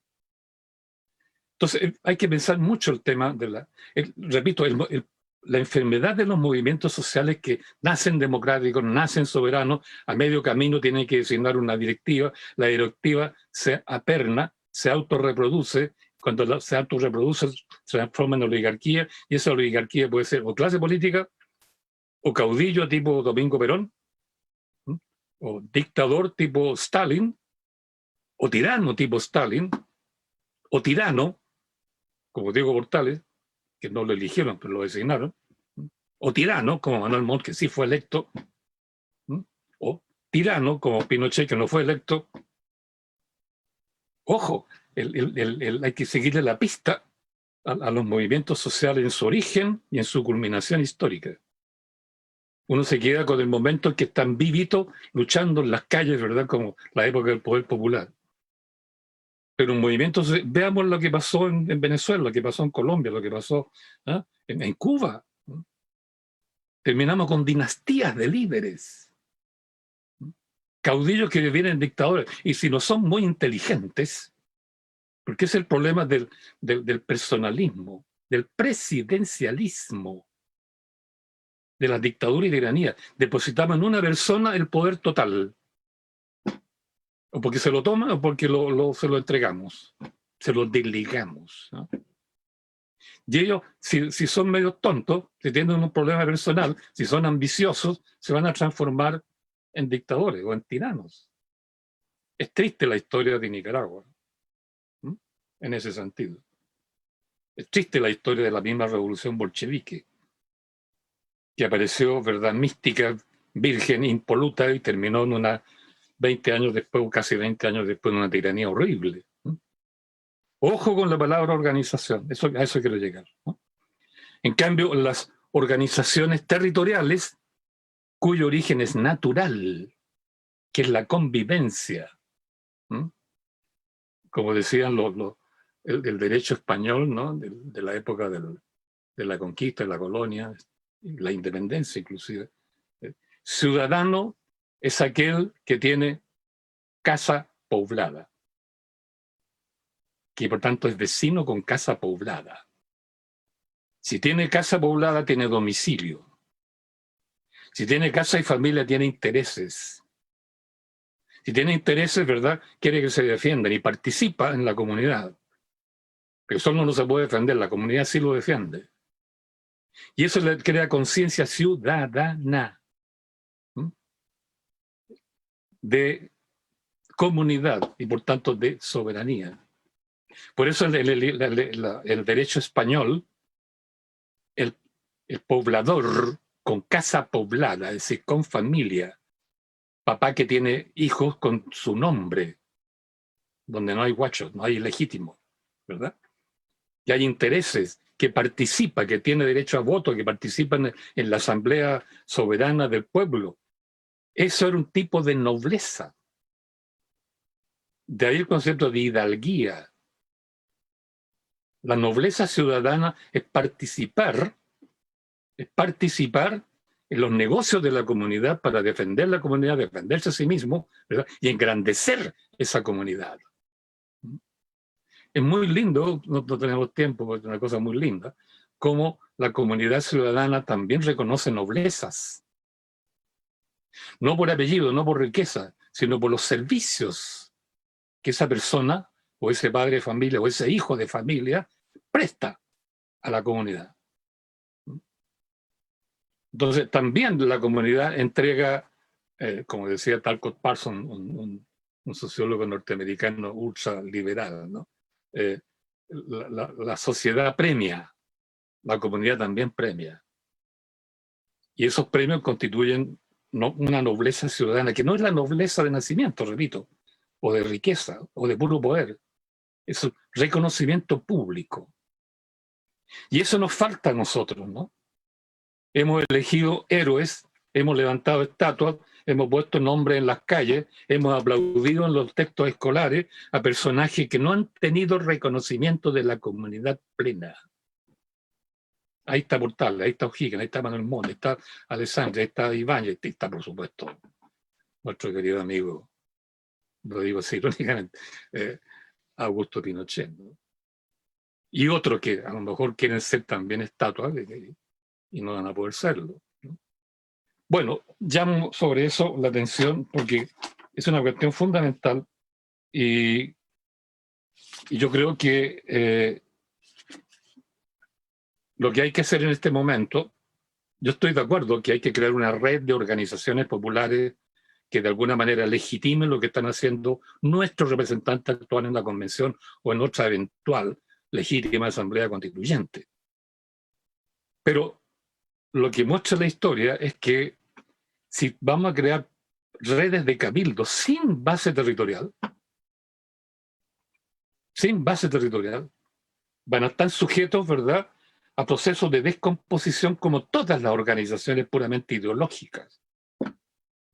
Yo no tengo en cuenta, yo tengo 85 años, yo no tengo en cuenta la cantidad de organizaciones ideológicas que se han, digamos, organizado para, digamos, cambiar Chile y se han disuelto por peleas internas, sin dejar huella alguna. La izquierda chilena ha sido especialista en crear este tipo de cosas y después terminan peleándose, ¿no?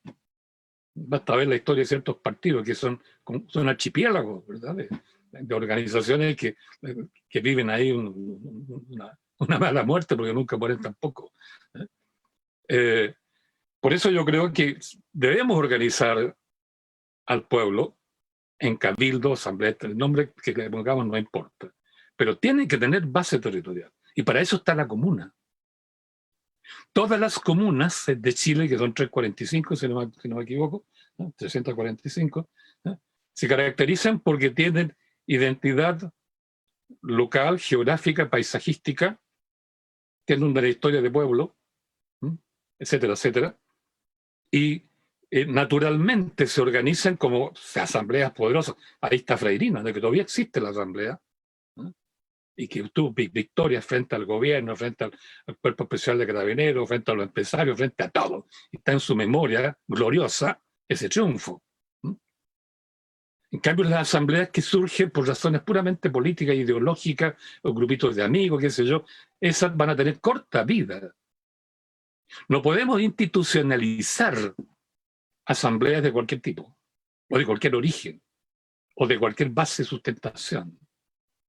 Yo creo que lo único que da, ¿no?, Calama sabe muy bien que es un pueblo pobre. Las 3P dicen ellos, ¿no? Polvo, perros y las compañeras de la noche, ¿no? Tirúa, ¿qué podemos decir de Tirúa, ¿no? Es el Alto Huasco, donde están las comunidades diaguitas que mandaron cambiar a Agros, a Pascualama, ¿no?, un consorcio internacional, hace poquito, ¿no?, lo hicieron desaparecer, ¿no? Eso hay que pensarlo profundamente, creo yo, y las dos preguntas de alguna manera trato de responderlas a través de esta reflexión, porque debemos unirnos en la base, pero ojalá territorial, en la comuna correspondiente, y dentro de las grandes ciudades también, las comunas que tienen identidad de barrio. Es clarito eso, ¿no? Tenemos clarito que las 5 grandes comunas de Santiago, de la élite de este país, ¿eh?, son perfectamente identificables, ¿no? Eso, y de alguna manera ir organizando esto desde ya, porque cuando la Convención Constitucional, dentro de 8, 9 o 10 meses más, se va a encontrar en un callejón sin salida, por eso es otro tipo de análisis, ¿eh?, va a quedar entrampada, va a quedar sin responder a las expectativas del pueblo, ¿eh?, enredado entre los grupitos políticos que hay ahí, los independientes, que son mayoría, pero que no tienen la mayoría suficiente para aplastar al grupo que resiste. Yo creo que ahí es cuando el pueblo, los pueblos, las comunidades tienen que actuar. Como decía Isabel, tenemos que organizarnos a nivel local en torno a la soberanía real.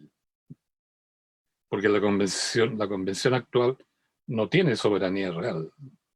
Es una mixtura. Es el producto de una relación incestuosa, podríamos decir, ¿no?, entre la soberanía popular que sigue en la calle y la clase política que sigue en el Estado. La verdadera asamblea constituyente debería ser exclusivamente de emanación de los pueblos, donde cada pueblo elige gente a la Asamblea Nacional con un mandato clarísimo. Bueno, etcétera, etcétera. Yo de esa manera un poco hiperbólica traté de responder las preguntas de los compañeros. Muchas gracias, Gabriel. Tremenda reflexión, nos da muchas luces también, mucha esperanza. También nos evoca a la organización territorial. Es importante también darnos cuenta que este sistema, una de las muchas cosas que hizo fue destrozar el concepto de comunidad y destrozar también el tejido social. Y ahí está nuestra labor, en volver a construir ese tejido social, volver en ese proceso también generar un intelectual colectivo. Y qué mejor que hacerlo desde los territorios, que son finalmente quienes conviven con la realidad práctica y no solo con la teórica, sino que son quienes viven los problemas del día a día. Así que... E insisto que tienen niños. Exactamente. Y al final también es parte de en esa convivencia también se van encontrando nuevos saberes. En esa convivencia con niños, con adultos, con el vecino, la vecina, también vamos compartiendo saberes y vamos construyendo ahí un intelectual colectivo mucho más poderoso y mucho más representativo que este intelectual que se nos trata de imponer desde pequeños grupos, pequeña elite desde los partidos a otro tipo de organizaciones. Así que importante eso, que nos volquemos a la organización territorial y a también empezar a vincularnos también entre todas las organizaciones. De alguna manera u otra también después va a tener que haber una articulación entre todos esos espacios que de alguna manera u otra también se fueron levantando naturalmente y después del 19 de octubre. Pasamos entonces a la parte final. Le pedimos disculpas a todas las personas que nos mandaron saludos, que nos mandaron preguntas que no alcanzamos a leer. Lamentablemente el tiempo siempre nos juega en contra, especialmente con el nivel de los expositores que tuvimos hoy día, también con el espacio que se fue creando, la idea y todo lo que nos queda por conversar. Así que les pedimos disculpas a las personas que no les pudimos leer sus preguntas o comentarios, y volvemos ahora con Isabel, que nos va a dar en la parte final de este espacio que hemos creado. Muchas gracias a los expositores. Gracias, Adelki. Bueno, también agradecer a los expositores porque realmente las respuestas fueron pero geniales. La gente lo ha comentado, lo sigue comentando en cada una de las páginas, de las 5 páginas que tenemos en este momento en vivo. Y lo que dijeron ustedes fue muy potente también, o sea, la idea de organizarse territorialmente, ¿cierto? Ojalá que alguna vez tengamos asambleas comunales, regionales o nacionales, donde realmente exista un mandato revocatorio, porque eso finalmente también es lo que tenemos que hacer. O sea, no simplemente delegar el poder soberano que tenemos, sino también decir, ya, ok, no cumpliste con algo, ok, no puedes estar en ese cargo. Eso tenemos que hacer ahora también con este tema, ¿cierto?, que estamos viviendo históricamente, y lo creo que ustedes dijeron claramente también ahí, o sea, esta soberanía es colectiva. Sin la unión de las organizaciones, sin la unión de las asambleas, todo lo que hemos hecho durante mucho tiempo, pero especialmente a partir de octubre de 2019, no va a valer de nada si nos dejamos nuevamente en stand-by o dormidos. Creo que todavía tenemos que seguir luchando por nuestros derechos y por exigir la Asamblea Constituyente. Esa que se exigió en las calles, eso no hay que olvidarla. Yo creo que sí o sí tenemos que unirnos territorialmente, vincularnos, como decía Delki, la parte comunitaria, ¿cierto? Se nos quitó por mucho tiempo, pero nos hemos ido de a poco articulando. Pero sí o sí tenemos que no caer en lo mismo de delegar el poder en otros y dejarnos estar, porque eso es lo que ha pasado con mucho de nuestro poder constituyente originario, nuestra soberanía popular. Nos han quitado esa posibilidad y ahora tenemos que retomarla. Agradecemos a la página, ¿cierto?, de MOP, Asamblea Constituyente, Fuerza de Base, Capacitación Ciudadana, Cabildo Maucho, Asamblea Constituyente del Maule, y a todos los quienes mandaron sus saludos, preguntas, comentarios. Como decía Delki, por el tiempo no alcanzamos quizá a dar todos los saludos, pero sí que ha sido potente este foro. Ahora les vamos a pedir a ustedes que nos den unos 5 minutos, más o menos ya, para el cierre de este foro, donde ustedes pueden profundizar alguna idea, dar su despedida o simplemente dar algún mensaje a todos los que nos están viendo a través de estas páginas. Empezamos contigo, Camila. Adelante. Muchas gracias, fue siempre un agrado, es siempre un agrado escuchar a Gabriel y las preguntas fueron muy interesantes, así que muchas gracias por el espacio. Quiero cerrar con, de partida, estando de acuerdo con Gabriel, que aquí los únicos cabildos que estamos hablando son los cabildos comunales. La idea es que las personas tengan que organizarse en donde viven, es la única encuentro real y más cercano con el Estado, es el municipio, y ahí Gabriel tiene un libro maravilloso acerca de la historia del municipio que nos enseña en el fondo cómo al final cómo el municipio nos ha sido expropiado nuestro poder. Al final es como las élites se han apropiado de un poder que era popular y que tiene que volver a ser popular. Y en ese sentido los quiero llamar a todas las personas que quieran participar, que ojalá puedan organizarse a nivel local. Yo sé que es difícil durante una pandemia, sin embargo, como dije antes, en esta página web que tenemos, cabildosconstituyentes.cl, aquí se pueden organizar, se pueden registrar, pueden participar en iniciativas, y aquí lo más importante, y como Adelki y también Isabel estaban diciendo, es la articulación. Hoy día sabemos que existen, igual que durante la Revolución Francesa, igual durante el siglo XIX, ¿ya? Y principios del siglo XX, que hay organizaciones de base, ¿ya? Que hay personas que se están juntando virtual o presencial, y lo que ahora el nuevo paso es articularse, es conectarse y poder hacer esta red, poder lograr tener una red soberana de cabildos y asambleas territoriales comunales, ¿ya? Y este es el siguiente paso. Aquí quiero destacar el trabajo de el colectivo Cabildos Constituyentes, que básicamente opera en el distrito 6 y 7, en la quinta región, y que está a cargo de administrar esta página web, y que ahora están a cargo de la nueva iniciativa es organizar un congreso del poder popular. Y claramente aquí obviamente voy a extenderle la invitación a nuestro querido Gabriel Salazar, porque es imposible que él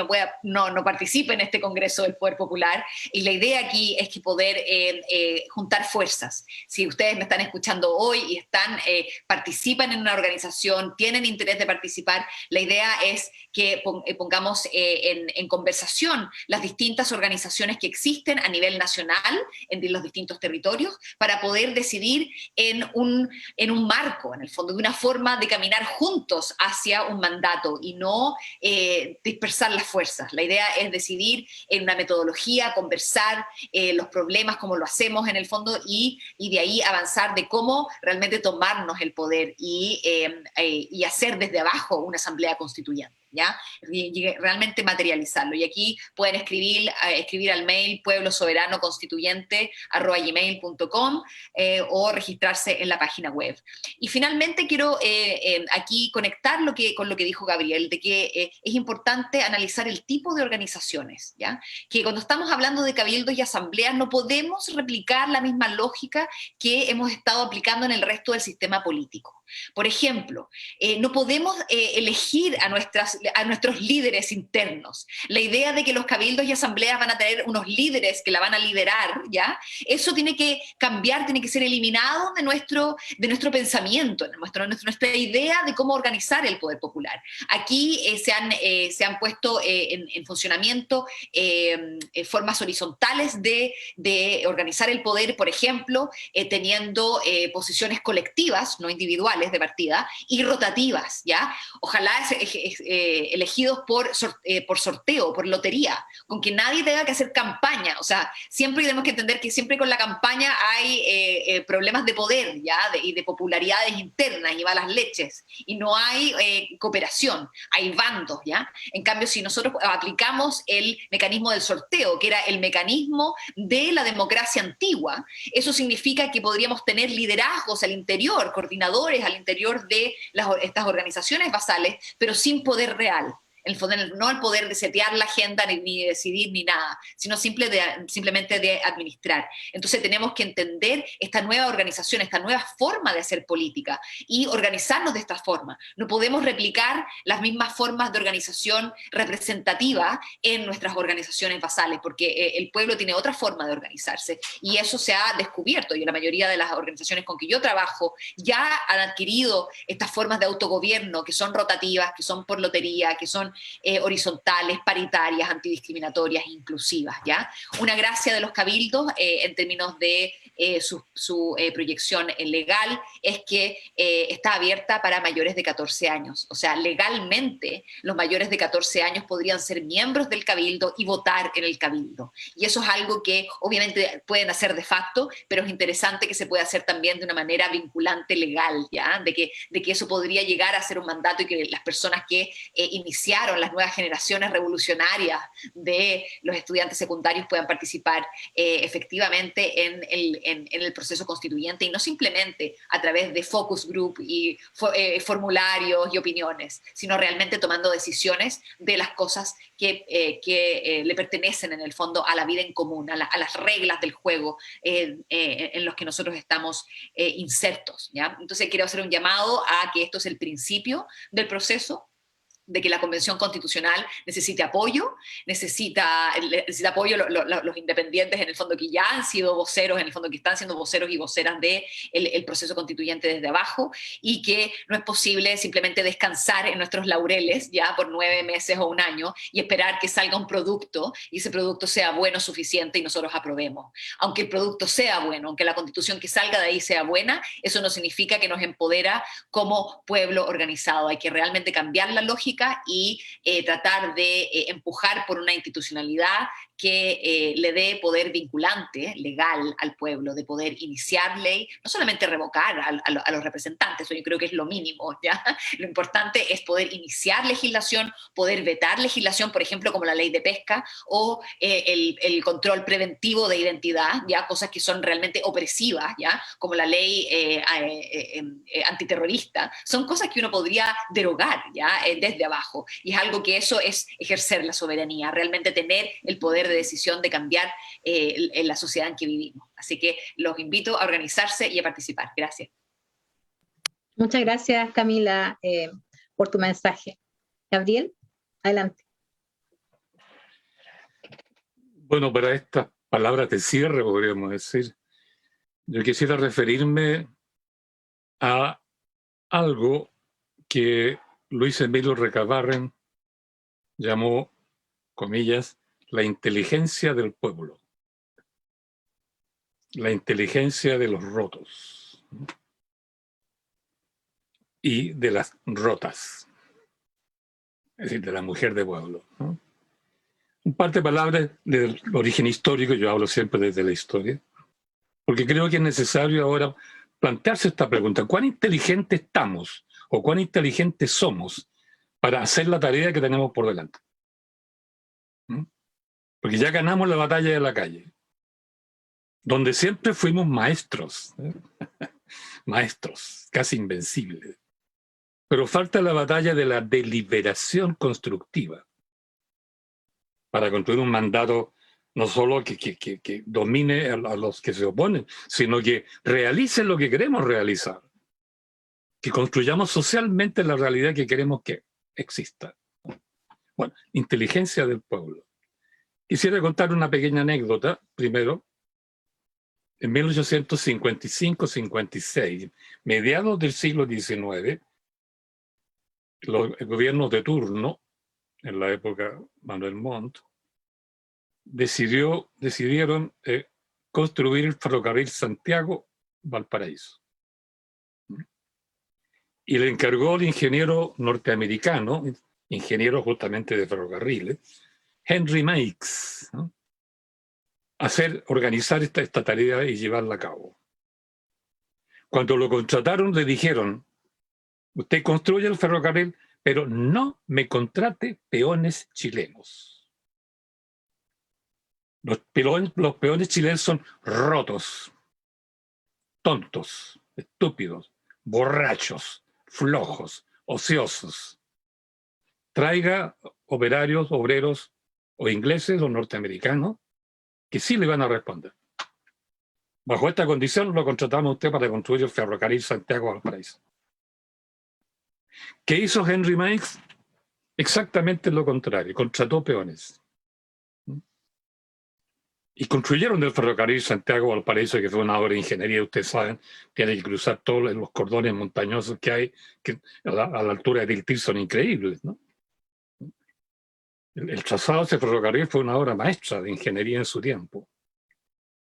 Y el año 56, cuando se inauguró el ferrocarril en Valparaíso, en la estación que se construyó allá, fue el presidente, los ministros, el cuerpo diplomático, los generales, las autoridades, por supuesto Henry Meigs y por supuesto ningún obrero, y se inauguró el ferrocarril. Las autoridades, por supuesto, hicieron uso de la palabra para decir, bueno, esta obra la prometimos y aquí está, hemos cumplido. Y luego se le dio la palabra a Henry Meigs, el ingeniero. Y él dijo, entre otras cosas, eso es lo que quería señalar. A mí me dijeron, dijo él, que no contratara peones chilenos, porque eran flojos, borrachos, qué sé yo, etc. Yo hice exactamente lo contrario. Contraté peones.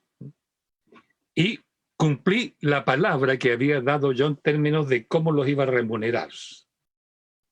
No los traté como perros, textual, como aquí se trata.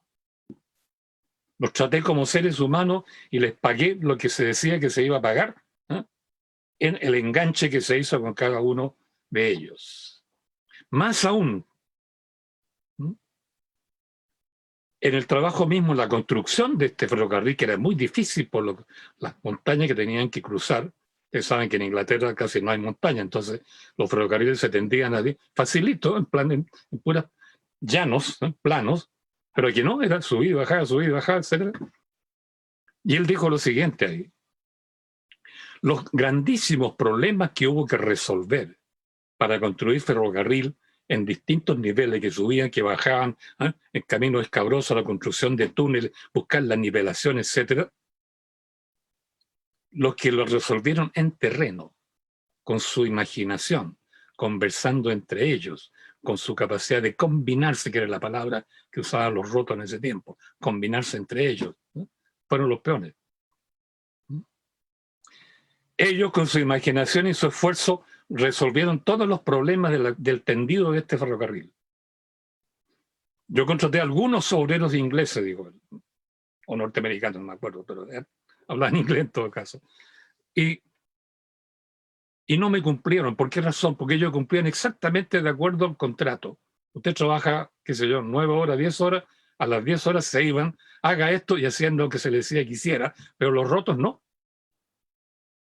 Seguían trabajando más allá del horario porque había que cumplir y resolver el problema. Y lo resolvían ellos pensando entre sí mismos. Hicieron una demostración enorme de imaginación, de inteligencia práctica, de cómo combinarse entre ellos para resolver los problemas. Y quiero decir esto, dijo Henry Meigs, a toda la autoridad allí presente, porque, repito, a mí me dijeron que eran flojos, tontos, borrachos, alcohólicos. Y puede que aquí tomaron, pero ojo, demostraron más inteligencia laboral y de resolución de problemas en concreto, en terreno, que los famosos obreros ingleses. Digo esto porque, en general, los patrones extranjeros reconocieron la inteligencia del roto, al menos en el trabajo. Y los rotos de vuelta amaron a los patrones ingleses, no a los chilenos. Y la prueba de ello fue que cuando Henry Meigs se fue a Perú a construir ferrocarril en la Sierra Peruana, puso un aviso en el Mercurio: se enganchan obreros para ir a construir ferrocarril al Perú. 35.000 peones se fueron con Henry Meigs a Perú. El reconocimiento que hizo Meigs de la calidad intelectual, qué sé yo, y de la sólida, la hermandad productiva del roto chileno, porque tal vez no estaban organizados los rotos, pero eran hermanos. La hermandad sí valía allí, la hermandad de pueblo, ¿no? Por eso es que tras ese reconocimiento, ellos se fueron a Perú siguiendo a Meix, ¿no? Generando un vacío ocupacional en Chile que le dolió en el alma a los patrones chilenos. Sacaron hasta poesía diciendo que el roto traicionaba a su patria, se iba del país. Bueno, digo esto porque nunca hablamos de la inteligencia del pueblo chileno. Todos los presidentes de Chile han dudado de la inteligencia del pueblo chileno, que está allí dormida. Está dormida. Los que hemos sido profesores por 60 años como yo, conocemos que la gente de pueblo tiene aquí dentro, no todos, por cierto, una capacidad que es necesario sacar la luz para que se demuestre. Bueno, digo esto porque quien se preocupó de ese tema fue Luis Emilio Recabarren. Luis Emilio Recabarren. Y él construye un sistema político, un proyecto político basado en que era necesario cultivar, desarrollar la inteligencia del pueblo. Que como el sistema educacional se preocupa de imitar Europa, pero no de educar a los rotos chilenos, y eso vale desde la colonia hasta el día de hoy, Recabarren dijo, el pueblo mismo tiene que autoeducarse para desarrollar su inteligencia, no solo para resolver problemas, sino para administrar sus propios recursos. Porque si aprende a administrar recursos, aunque sean escasos, pero propios, y lo administra bien, y va aumentando, digamos, el poder económico, político que pueda surgir de allí. Eso hay que hacerlo, y ese es el objetivo principal de la política popular. Autodesarrollar su capacidad de soberanía. De soberanía. Todo el proyecto de Recabarren consistía en desarrollar la inteligencia del pueblo por autoeducación local, ¿no? A objeto de aprender a resolver sus problemas, a manejar los recursos necesarios, que si lo hacía en la sociedad mutual, podía hacerlo en la sociedad mancomunal, podía hacerlo entonces en el municipio que mencionaba recién Camila. Por eso Recabarren llegó a la conclusión, tenemos que construir un socialismo municipal. Porque el pueblo es poderoso donde vive y donde trabaja. Y delibera, y se reúne y asocia, ¿eh? Y qué sé yo, en la local, en la mutual local, o la mancomunal, comunal, valga la redundancia, puede entonces aprender a gobernar. Si se desarrolla la inteligencia del pueblo, este puede gobernar. En lo local primero, y después, por federamiento hacia arriba piramidal, en lo nacional. Y eso quedó clarísimo. La inteligencia del roto da para mucho. Tal vez por distintas razones, por el tipo de dominación, por la violencia que se ejerció sobre él, por su especialización en las guerras internas y externas del país a través del ejército, redundó en un machismo que fue ocultando esa capacidad latente que está allí, dormida. Y respecto de la mujer de pueblo, pocas palabras, pues sería muy largo hablar. ¿Dónde se demostró la capacidad enorme de la mujer de pueblo para resolver problemas, para liderar procesos? Fue precisamente en su condición de abandonada, porque los hombres y mujeres mestizos, recordemos eso, ¿eh? Los hombres y las mujeres mestizos no tuvieron derecho alguno. Desde el siglo XVI hasta 1931, el Código del Trabajo fue el primer derecho que les cayó encima. Por tanto, ellos podían ser abusados, hombres y mujeres. Entonces, subsistir en esa condición de no ser sujeto de derecho te obligaba, ¿no?, a inventar tu vida, a combinar esfuerzos entre sí en hermandad para resolver problemas y para ejercer poder, aunque sea marginal, pero poder. La historia del pueblo mestizo es preciosa en ese sentido, hombres y mujeres. Entonces las mujeres en esa orfandad, porque no se casaban entre sí porque no podían, ¿no?, orfandad conyugal, digamos, tanto de la mujer como del hombre, aprendió en sus ranchos, porque ella se arranchó, el hombre no. Se arranchó a construir una vida desde el margen, desde la soledad, desde la represión, desde la acusación de que eran, digamos, escandalosas y corruptas. Pero ellas fueron poco a poco poblando, al principio los campos rurales, después las ciudades. Y dentro de la ciudad ellas comienzan a dirigir el movimiento de pobladores. Nosotros que hemos estudiado ese fenómeno, está clarísimo. ¿Quiénes lideraron el movimiento de pobladores que comenzó a fines del siglo XIX en Chile? No partió con la toma de la victoria, ¿no? Empezó antes. Mujeres. Son ellas las que comienzan a dirigir el poder popular y encabezan el poder popular en las poblaciones. No tanto en las fábricas, pero sí en las poblaciones. Y para terminar, con una inteligencia que no puedo acá detallar, ¿no? Como el caso anecdótico de Henry Meigs, ¿no? Para los hombres. Y ahora que he estado conociendo todo tipo de organizaciones populares, cabildos, qué sé yo, asambleas, de Arica a Magallanes, porque estoy trabajando en esto desde la década de 1980. Llevo 40 años ya en este cuento. Y les puedo decir que todo este movimiento popular con afanes de soberanía, en un 75% está organizado y dirigido por mujeres. Aquí mismo las dos personas que resaltan, también. Aquí hay una inteligencia social, cultural, liberal, no solo de supervivencia, sino del desarrollo de la dignidad, ¿no? Del proceso de autoliberación y de autoeducación que tiene un nombre claramente femenino. Según el cálculo que yo hice en las cabildos y asambleas locales, el 75% son mujeres que trabajan ahí, lo lideran.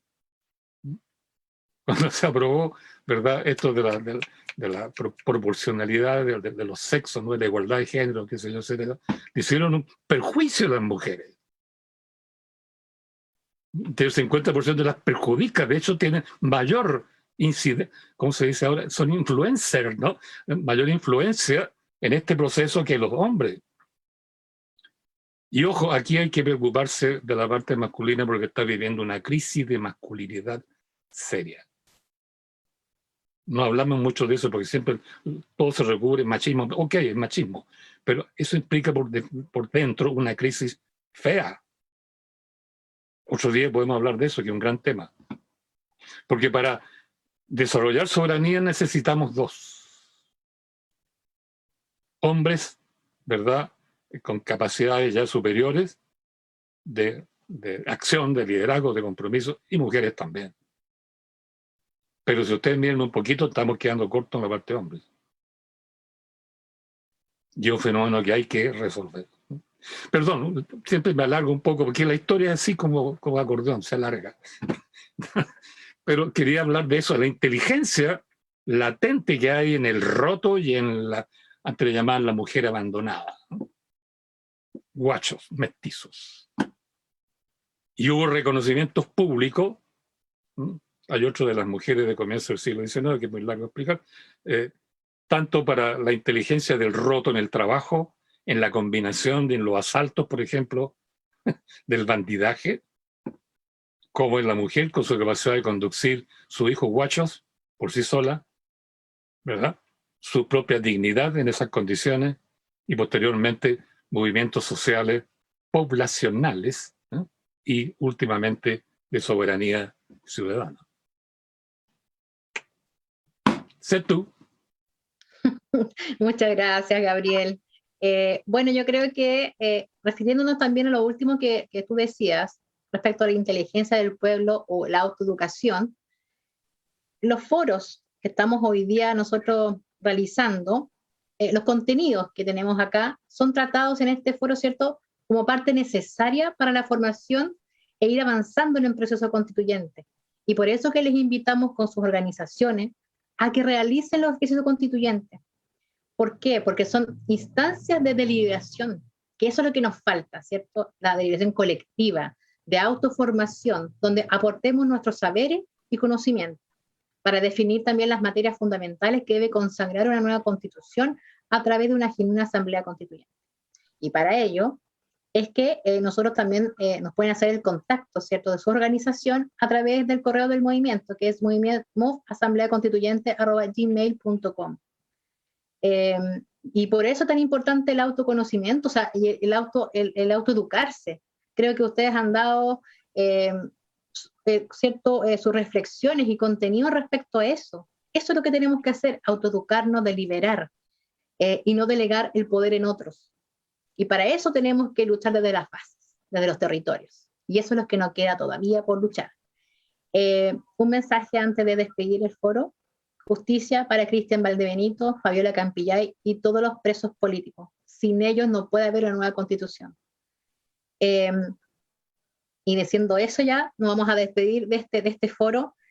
Nos volvemos a encontrar el próximo sábado a las 20 horas. Agradecemos mucho que ustedes hayan, tanto Gabriel como Camila, y Adelche también, que hayan aceptado la invitación a este foro, porque mucha gente lo puede ver también ahora, en unos minutos más, a partir de la página de YouTube, ya que va a quedar también ahí grabado, para que ustedes también lo puedan distribuir y también lo pueden usar como una herramienta también para la autoeducación.